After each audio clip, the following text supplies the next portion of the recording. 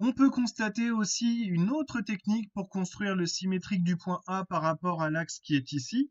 On va se servir de ce qu'on vient de voir.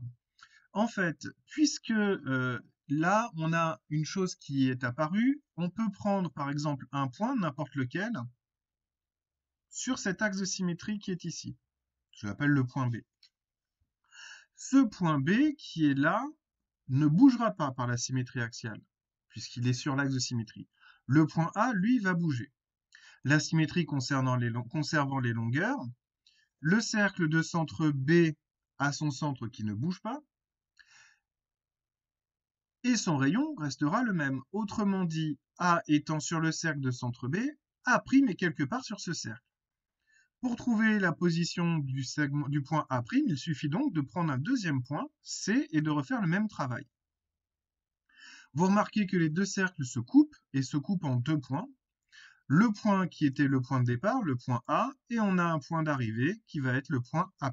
Alors évidemment, en général, il fait des bêtises, il m'affiche des choses que je ne veux pas voir.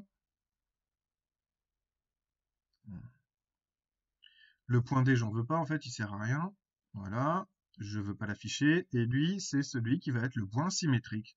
En fait, on a une construction qui est possible, qui se fait de façon très rapide et beaucoup plus précise qu'à l'équerre qu'à l'équerre et au compas, tout simplement parce que l'équerre, c'est toujours un peu problématique de faire des angles droits pour vous.